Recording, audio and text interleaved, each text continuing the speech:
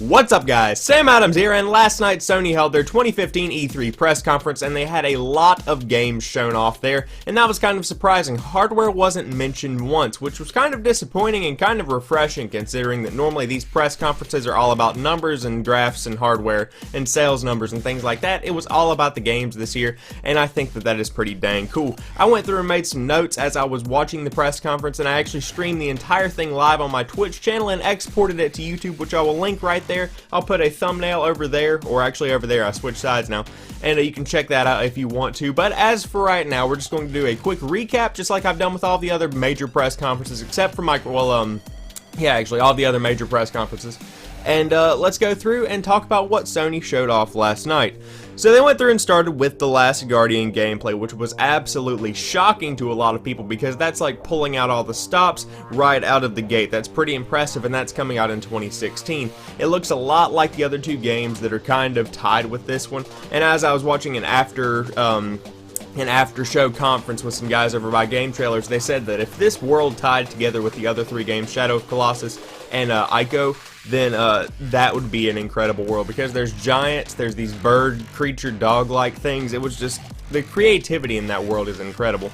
But 2016 for that, and that is a definitive release date. There's no like day yet, but it is coming out in 2016. I wouldn't doubt if it got pushed back even further, because it's kind of got that Half-Life 3 thing going on. No one believes it's coming, even though everyone's hoping it is. So we'll just have to see how that goes. But we've got a new thing from Guerrilla Studios, the guys that came out with Killzone, and it's called Horizon Zero Dawn. And this is that dinosaur robot thing that everyone was looking at. It's like after the post-apocalyptic world kind of thing, where New York City is shown off and it's decrepit, and the foliage is taken over and trees have started growing in the streets, and it looks really cool. And then you play as a tribal woman who pretty much kills these robot dinosaurs. It's one of the weirdest games I've ever seen, but it looks absolutely gorgeous. It has some of the mechanics of Assassin's Creed, Last of Us, and the graphics of Killzone Shadowfall, which of course, in my opinion, Guerrilla Cambridge comes up with some of the best looking renders I have ever seen. Their character models are incredible. If you've ever just watched Killzone and watched the cutscenes, that's some good stuff. Even the one on the Vita, Killzone, God, what's it called? Killzone Mercenary, that even looks great, and that's on a mobile. So they do really good stuff over there, and I can't wait to see what happens with this one. I have a feeling that's going to be a major franchise in the next couple of years, maybe even the next decade. So then we had Hitman, which is kind of unexpected, but it looked really good. There was a trailer where the Hitman was running. I don't really, he's an agent, whatever. Agent 47, I think. I've never played Hitman, actually. And then there's a fashion designer that gets assassinated, and it's just really interesting. But it was announced that the beta would come first to PlayStation with the pre-order, and there would be timed exclusive DLC. So obviously that one is going to be multi-platform, but it is pretty cool that Sony is kind of getting a step up on the competition, I guess, if you are a PlayStation fan. If you're not, you're kind of out of luck on that one. Then they showed off Street Fighter V, which is getting a beta on July 23rd. But Street Fighter V, in my opinion, it's graphically better. There's probably going to be more characters in the roster. But as far as actual gameplay improvements, that would be a terrible idea to change anything, because Street Fighter is one of those franchises that you kind of have to keep things the same to keep the fans happy. And I think that that is what they're going to be doing with that one. And then there was a No Man's Sky gameplay demo. It was probably about 6 or 7 minutes long, and that game looks really, really cool. Obviously, it was pre-alpha gameplay or alpha gameplay. It wasn't the finished product, but the just the fact that you can take off from one location, go up, go through the atmosphere, go into space, and then locate a star you want to go to, and go to that star, and then land on the planet without a loading screen, that is what's incredible about that game. I do feel like it could get repetitive after a while, but I guess we'll just have to see how that one works out. I'm guessing it's going to come out by the end of 2015, just because Sony's release schedule up until next spring is kind of light. Spring 2016 is going to be incredible if you are a PlayStation gamer, but up until then, looks like having an Xbox is kind of where it's at. But there definitely are some awesome things coming out on the PS4 and PlayStation Vita later this year. Of course, No Man's Sky does not have a release date, but hopefully it'll be coming out soon, at least the release date or some news about it. Media Molecule is actually making a new title called Dreams, and this is pretty interesting because it's more of like a puppeteer thing. Basically, if you're a fan of machinimas and making machinimas, this is your dream come true. It looks absolutely incredible for that kind of thing.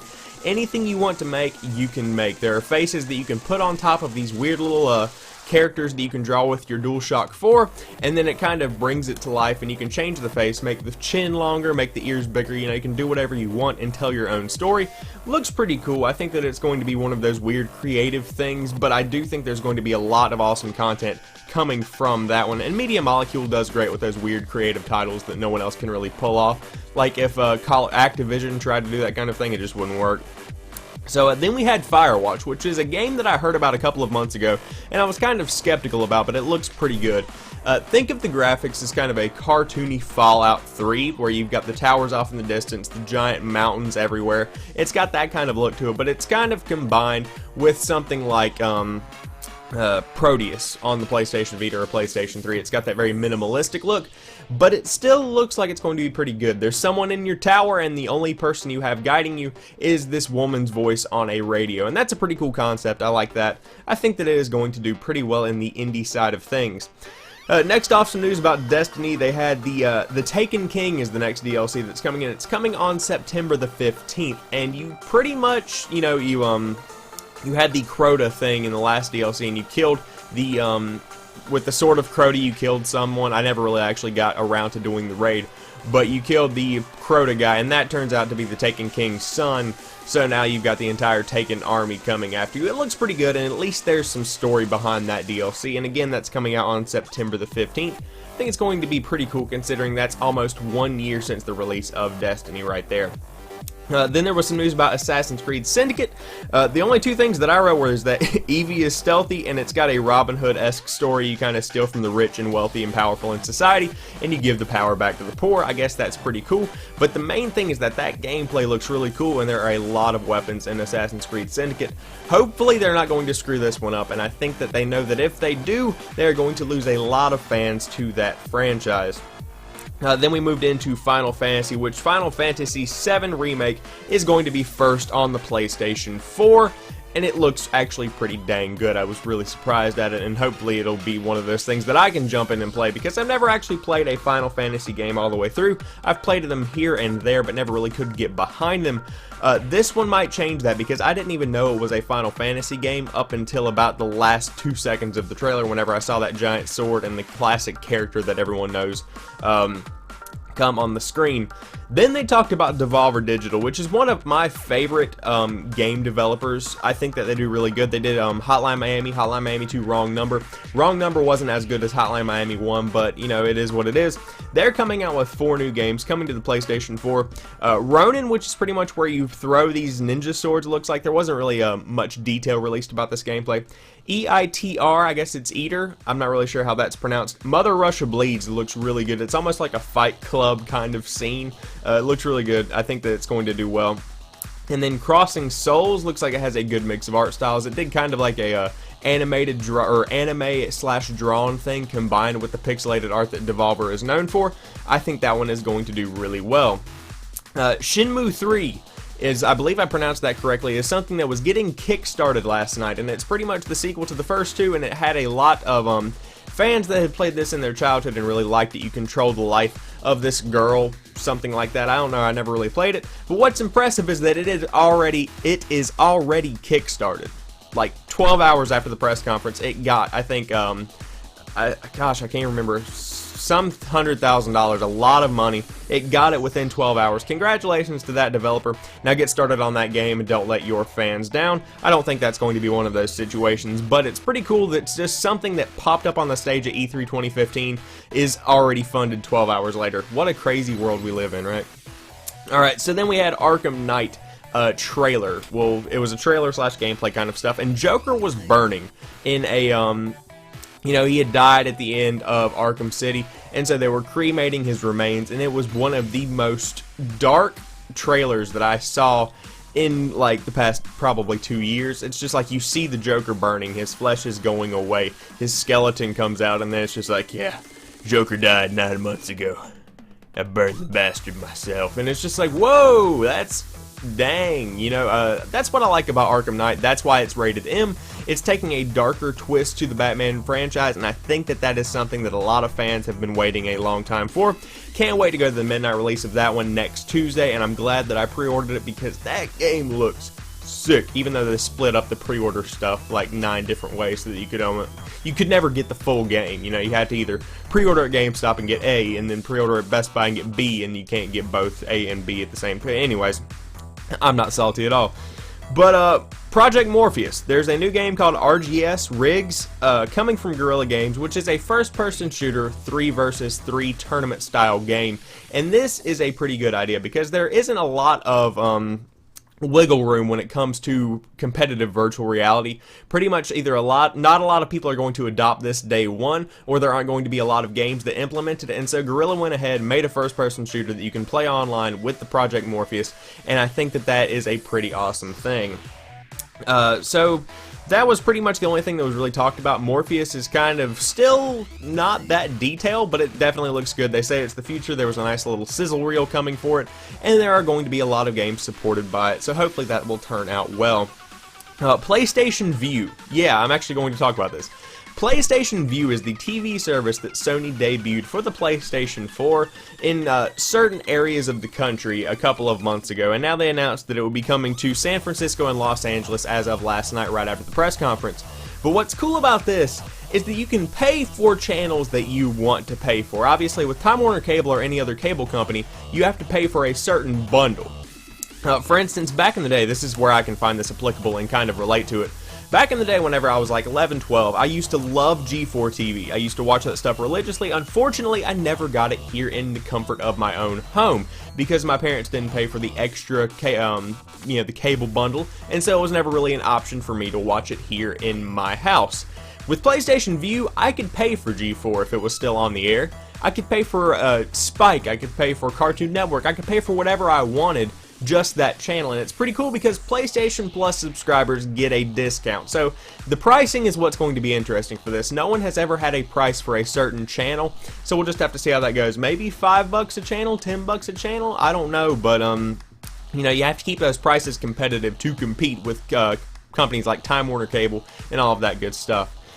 So then a big bomb was dropped, which was kind of like a smack in the face to Microsoft. Black Ops 3 is switching to PlayStation, and obviously if you've been keeping up with Call of Duty for a while, you'll know that they have primarily been a Microsoft first game company. They always release their DLC first on Microsoft. Everything always comes to Xbox first. That's why we have that guy who goes on Xbox a month before PlayStation or whatever at the end of all of the trailers. And so that is no more, which is kind of surprising. So I guess their contract ran out, they switched over to PlayStation, and then it will be interesting to see how long that lasts and how it will affect the Call of Duty population in general. Do people really care about the fact that they can get the DLC first on one console as opposed to another? So we'll have to see how that goes. Then they showed off some co-op campaign gameplay of Black Ops 3, and there's this pre-mission hub room, which I think is a pretty good idea. Before you head out with your teammates or whatever to complete this mission, you can walk around this room. You know, it's pretty much an armory. You get your armor, you get your weapons, you get ready, and that's a good idea. I think that that's something that needed to be implemented rather than just a menu and a loadout screen. That's a pretty good idea. So PlayStation is the new home of Call of Duty, and I think that it will feel right at home. Of course, Microsoft is going to miss it, but they've got a lot going for them. You can check out my breakdown of that over there. But next up, we've got the Sizzle Reel, which was absolutely exhilarating. I love the Sizzle Reels that PlayStation puts together. They do really well with that kind of thing. And within that, I saw not only a whole bunch of games that I thought looked really good, but also Tony Hawk gameplay. And it looks like it's a throwback to the classic, and I can't wait to see more of that. It wasn't really detailed, but the fact that Tony Hawk is actually coming, that is what I like to see. And so then they finished off the entire press conference with Star Wars Battlefront gameplay, and obviously EA showed off some of this earlier today, and it didn't look that impressive. I did a breakdown trailer, which was off sync, my audio was messed up, but they did a trailer for that at the EA press conference, and I wasn't that excited. PlayStation did one, and that looked really good. That was the Star Wars Battlefront that I was wanting, and it looks like that is probably campaign as opposed to multiplayer, but it definitely looks like something I could be interested in. The cool thing is that there was this horde mode, which is a lot like zombies, where there are just constant waves of enemy stormtroopers coming at you, and you get these power-ups from Admiral Akbar that just kind of pop out of the sky in these pods. It's a great idea, and I think that it is going to be insanely fun whenever you get some friends together and play Battlefront online. that is going to be awesome stuff. It'd be like playing zombies in the Star Wars universe. I think that is going to be pretty dang cool. And you can, of course, do it solo/co-op. It's pretty much Black Ops Zombies with Star Wars stuff, like over top of it, and better graphics and stuff from EA. Great idea. Can't wait to see how that goes. And it just looks really good. There's obviously some Uncharted 4 stuff after that, which I'm not going to talk about too much, but I do want to touch on. Uncharted 4 looks beautiful, and I'm not going to fanboy out on this, but it looks like they did really well. The character models changed. They changed a lot of the way that Nathan looks, and they definitely totally switched up the way Sully looks. He looks 20 years younger in this Uncharted 4 entry. But the gameplay looks really, really fun, and if that driving is as fluid as the guy playing made it look, I can't wait to pick that one up. And the destructible environments are incredible. At one point, Nathan Drake is kind of crouching behind some bags of rice, trying to defend himself from the bullets, and they're hitting the bags of rice. The rice is coming out, and the bags are deflating and going down in size. That pretty much alleviates his cover. That's awesome. Will they use that in the multiplayer? I don't know. We'll just have to see. But that pretty much wraps it up for the Sony E3 2015 press conference. Like I said, a ton of games, no talk about hardware, and the Vita was barely anywhere to be seen. Kind of upset about that because I feel like if you're going to sell people hardware, you should show how you are going to support it over the next couple of years. But these games though, those are some good games. So, hope you guys have enjoyed this video. If you did, drop me a like down below and comment what game you are most excited for if you are a PlayStation gamer. What is your favorite game from E3 so far? There's still a ton more news coming in the next couple of days. I'll be covering as much as I possibly can here on my channel. And as always, I want to thank each and every one of you guys for watching this particular video. I'll talk to you soon, and don't forget to subscribe if you enjoyed. Peace.